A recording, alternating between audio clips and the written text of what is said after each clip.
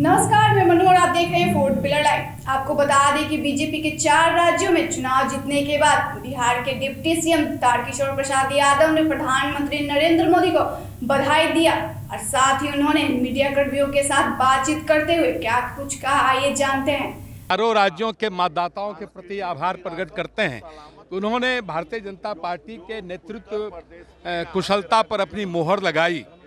मैं भारत के यशस्वी प्रधानमंत्री श्री नरेंद्र मोदी जी के प्रति भी आभार प्रकट करता हूं। उनके नेतृत्व में हमारे चारों राज्यों के माननीय मुख्यमंत्री ने जिस प्रकार से राज्य के विकास के लिए काम किया, राज्य में सुशासन की स्थापना की और माननीय प्रधानमंत्री जी के नेतृत्व में जो हमारा राष्ट्रीय गौरव के प्रतीक रहे उत्तर प्रदेश में प्रभु श्री राम, उनको उनके चाहे मंदिर के निर्माण में और जो वहाँ की कानून व्यवस्था थी, उन सारी चीज़ों को जो बेहतर किए योगी आदित्यनाथ जी ने, ये इन सारी चीज़ों का ये प्रतिफल है कि आज हम सरकार बनाने में की ओर बढ़ रहे हैं और हम उम्मीद करते हैं कि हम आने वाले दिनों में भी हम बेहतर सरकार, भारतीय जनता पार्टी नित सरकार जहां बनेगी वहां बेहतर शासन देगी। आने वाले चुनाव के लिए मैसेज है 2024। हाँ, निश्चित तौर पर स्वाभाविक है कि जो इस तरह के चुनाव में जो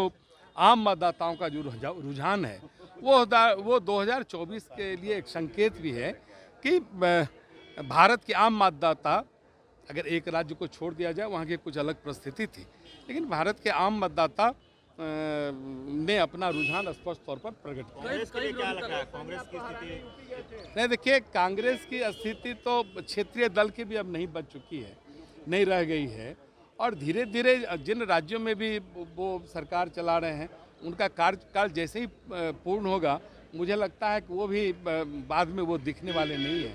कांग्रेस जिस प्रकार से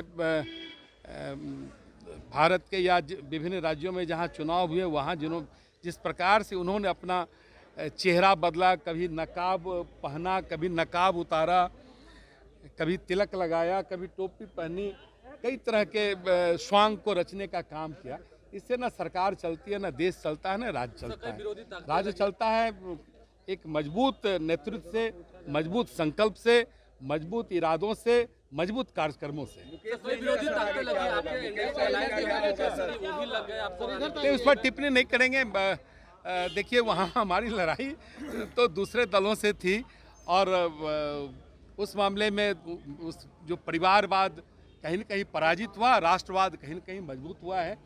हम इन बड़े मुद्दों पर लड़ाई करते हैं। हमारे कई साथी कहाँ क्या लड़ रहे थे मुझे पता भी नहीं है, लेकिन वो बार-बार यहाँ बार-बार आप लोग के खिलाफ बोलते रहे। नहीं, देखिए, उनके साथ हमारा गठबंधन बिहार में है, वो आज भी मजबूत है। मैं उस पर कोई टिप्पणी नहीं करूँगा।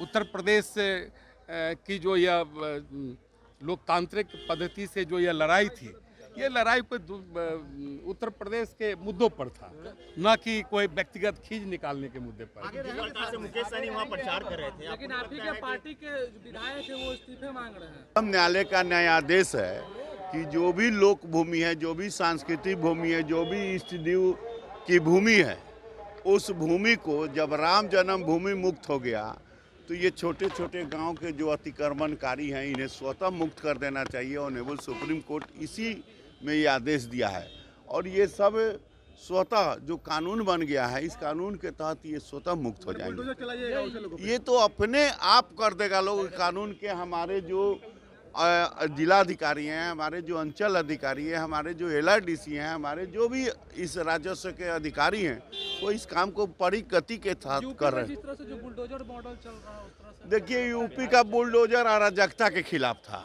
यूपी के बुलडोजर तो है, बुलडोजर बाबा हमारे योगी आदित्यनाथ जी जे, वो अराजकता के खिलाफ था। और जब 2005 में हम लोग इस बिहार में आए तो यहाँ भी वही स्थिति था।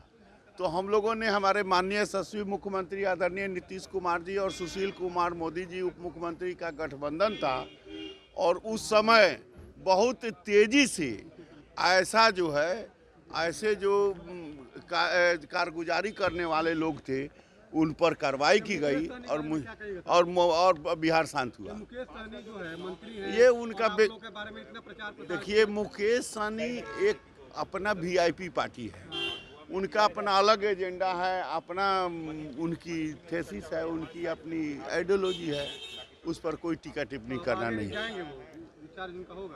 देखिए, ये हम लोग का गठबंधन बिहार के लिए है, वह रहेगा। ऐसी तमाम वीडियोस अपडेट के लिए बने रहे हमारे साथ और देखते रहे हमारे चैनल 4 पिलर लाइव।